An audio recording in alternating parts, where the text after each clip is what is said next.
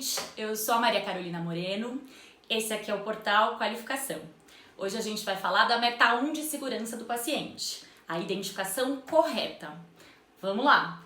Tô cansada de circular em organizações de saúde que falam que cumprem completamente a meta 1. Todo mundo com pulseira e ninguém olhando para ela, né? Vamos lá!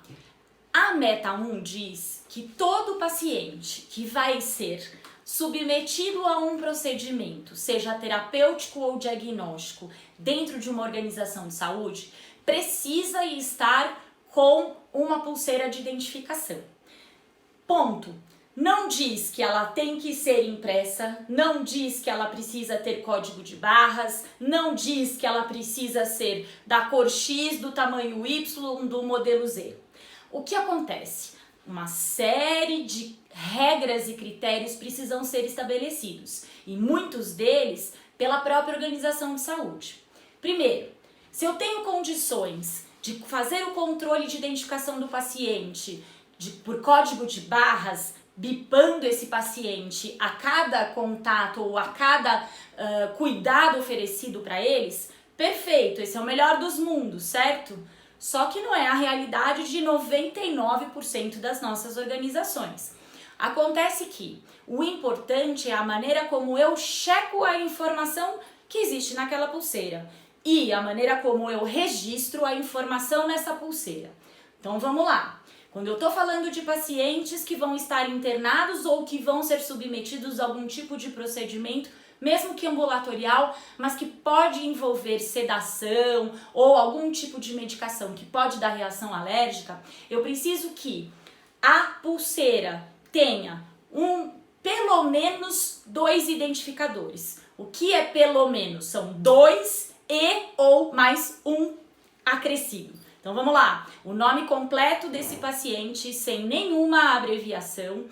O segundo identificador pode ser a data de aniversário dele ou o nome da mãe e algumas recomendações, até a própria Anvisa diz que o número do prontuário desse paciente pode estar registrado nessa pulseira.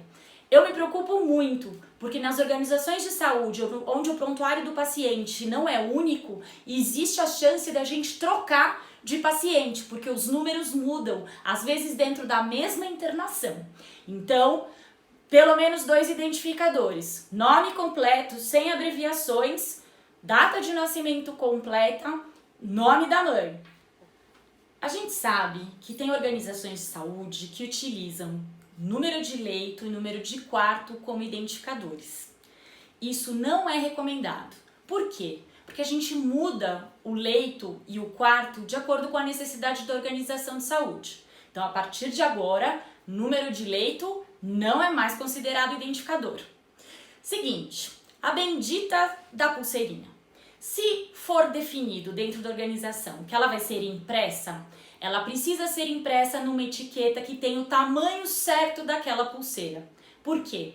Se eu tiver que dobrar aquela etiqueta, muitas das informações que estão na etiqueta vão desaparecer ou vão ser ilegíveis quando ela estiver dobrada, certo? Então tem que pensar que aquela etiqueta tem que ter o tamanho correto. Segunda questão, a tinta daquela impressora precisa ser uma tinta resistente à água, pelo menos ali uns 2 ou 3 dias. Para quê? Para eu garantir que eu não vou perder aquela identificação no primeiro banho do paciente ou quando ele tiver contato com fluidos corporais, álcool ou qualquer outro tipo de conteúdo. Precisa ser obrigatoriamente uma etiqueta impressa? Não! Pode ser perfeitamente preenchido à mão, desde que com letra legível, preferencialmente de forma, e caneta à prova d'água. Lembrando que esse paciente ele pode suar, ele vai tomar banho e a gente tem que garantir que não vai perder essa informação logo no primeiro dia. Gente, todas essas informações precisam estar descritas em um procedimento. Para quê? Para que, seja na UTI, seja no pronto-socorro, seja na endoscopia, nós tenhamos o segmento das mesmas diretrizes da organização. Então, aonde a pulseirinha vai ser colocada, braço direito, braço esquerdo, pé direito, pé esquerdo, como fazer para substituir a pulseirinha em caso dela ter se deteriorado ou da informação não ser mais legível. Tudo isso tem que constar num procedimento, tá bom? Lembrando que as substituições de pulseirinha precisam ser registradas, a gente precisa ter a justificativa dessas trocas. Para quê? Para que a gente consiga garantir que houve de fato a troca e não o desvio de algumas pulseirinhas aí dentro da organização de saúde, tá bom? Importante, alguns pontos críticos que a gente não pode deixar de falar aqui. Primeiro, obstetrícia, identificação do recém-nascido. Existem organizações de saúde que já estão usando 3 pulseirinhas nos recém-nascidos. Depois de morte materna e morte neonatal, não tem evento adverso mais grave do que troca de bebês.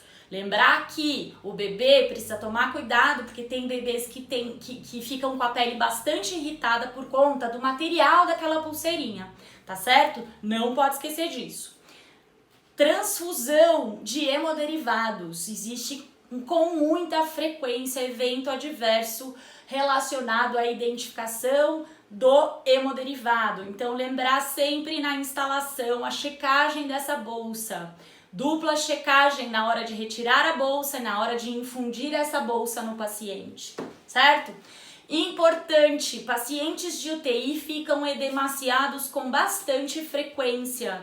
O procedimento precisa descrever aonde vai ser o outro local que a gente vai colocar essa identificação. Vai ser no pé, nós não vamos usar essa pulseira. Como é que a organização vai preconizar essa identificação desse paciente crítico, tá certo? Importante também, quando a gente está falando de identificação de pacientes que vão passar por procedimentos, sejam terapêuticos ou diagnósticos, nós estamos falando de pulseira de identificação.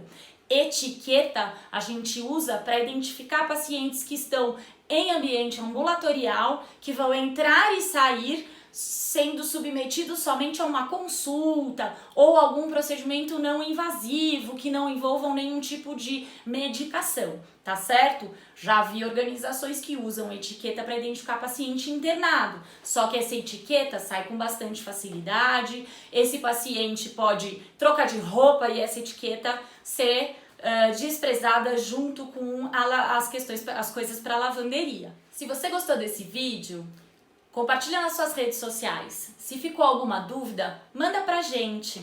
Te vejo na próxima Meta Internacional de Segurança do Paciente. Não esquece, quanto mais gente, mais conhecimento, mais segurança e mais qualidade. Te vejo por aqui.